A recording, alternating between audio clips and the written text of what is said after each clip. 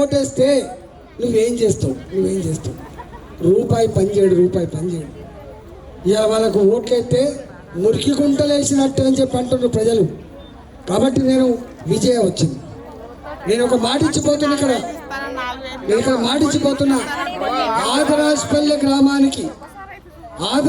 గ్రామానికి ఓ బోర్ అవసరం ఉన్నా, ఓ మురికి కాలువ అవసరం ఉన్నా, ఓ రోడ్ అవసరం ఉన్నా రేపు చేసి పెట్టే బాధ్యత నాదని చెప్పి మాట్లాడుతున్నాను.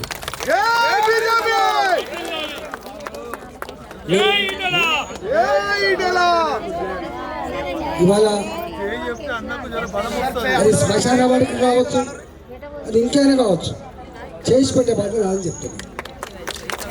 నేను 25 ఏళ్ళు అవుతుంది.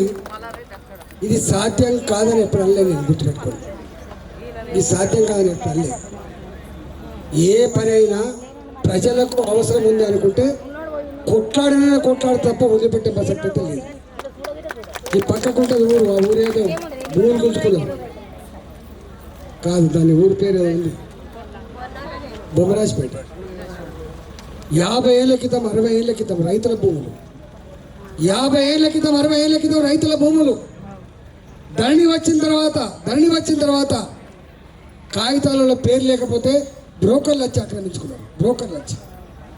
50 ఏళ్ళుగా 60 ఏళ్ళుగా తోటలు పెట్టుకొని పండించుకుంటున్నారు వాళ్ళు. ఓ దొండకాయలో ఓ గ్రేప్ గడలో పండించుకునేటువంటి రైతుల భూములు గుంజుకుంటే ఎవరు రాలే, ఎవరు పోలే. నేను పోయినా బొమ్మరాజ్పేట భూములలో కొడుకు అడుగు పెడితే చంపేస్తామని చెప్పి అల్టిమేటం ఇచ్చి కాపాడింది నేను. మీ చుట్టాలు ఉంటారు అక్కడ బొమ్మరాజ్పేటలో, ఈ పక్కగా ఉంటుంది పిరిజాది కూడా, ఆ పక్కకు ఉంటుంది నారపల్లి. పేదవాళ్ళు ఇళ్ళ జాగాలు కొనుక్కుంటే గద్ద లెక్క వాలిపోయి నీళ్ళేసాడు బ్రోకర్లు. భూములు గుంజుకున్నారు వాళ్ళు. కొట్లాడింది నేను గుర్తుపెట్టు. ఇప్పుడే ఫోన్ చేసి ఇక్కడ ఆగిపోయినా నేను, అన్న మా షాపులని కూలగొట్టిపోతున్నారు. ఈ ప్రభుత్వం వచ్చిన తర్వాత ఇండ్లు కట్టుడు దేవుడు ఎరుగు, సాయం చేసుడు దేవుడు ఎరుగు, కానీ ఎక్కడ పడితే అక్కడనే బుల్డోజర్లతో ఇండ్లు కూలగొడుతున్నారు, షాపులు కూలగొడుతున్నారు, బతుకులలో మట్టి కొడుతున్నారు. ఇక్కడ హైడ్రా వచ్చింది. మీ చుట్టాలు ఉంటారు సిటీలో. హైడ్రా వస్తే పేదల ఇల్లు కూలగొట్టినాడు, మూసి పక్క పడిన ఇల్లు కూలగొట్టినాడు. నేను ఒక్కనే పార్టీ పక్షాన పోయి దాన్ని ఆపగలను. నేను ఎందుకంటున్నా అంటే నేను ఉత్తగుండే బాపతి కాదు. మీరు విజయాన్ని గెలిపించేయండి. మున్సిపాలిటీ మీద, మూడుచింతలపల్లి మున్సిపాలిటీ మీద భారతీయ జనతా పార్టీ కనుక గెలిస్తే ఈ మున్సిపాలిటీలో ఏ సమస్య ఉన్నా, ఏ బాధ ఉన్నా కూడా తీరుస్తా అని చెప్పి హామీ ఇవ్వడానికి వచ్చిన విజయాన్ని మీ చేతిలో పెట్టడానికి వచ్చిన కాబట్టి ఆదిరాజపల్లి మా పెద్ద మనుషులు, మా ఆడబిడ్డలు కమలం పువ్వు గుర్తు కోటేసి గెలిపించాలని చెప్పి కోరుతూ సెలవు తీసుకున్నా. భారత్ మాతాకి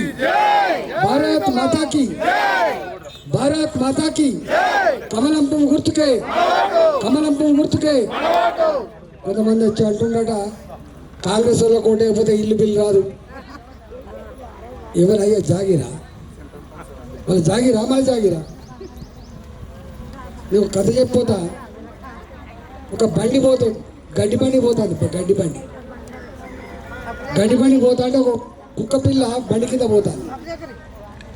ఆ కుక్క పిల్ల ఏమనుకుంటుందంటే ఈ గడ్డి బండినే నేను లాక్కపోతున్నా, గడ్డి బండినే నేను మోస్తున్నా అనుకుంటాను కుక్క పిల్ల. కానీ కుక్క పిల్లకి తెలియదు గడ్డి బండి కింద తానే నీడ పొందిందని. ఇక్కడ గవర్నమెంట్ వాళ్ళు కూడా గట్టి అనుకుంటారు, పైసలు మనయి, ఓనర్ల మనం.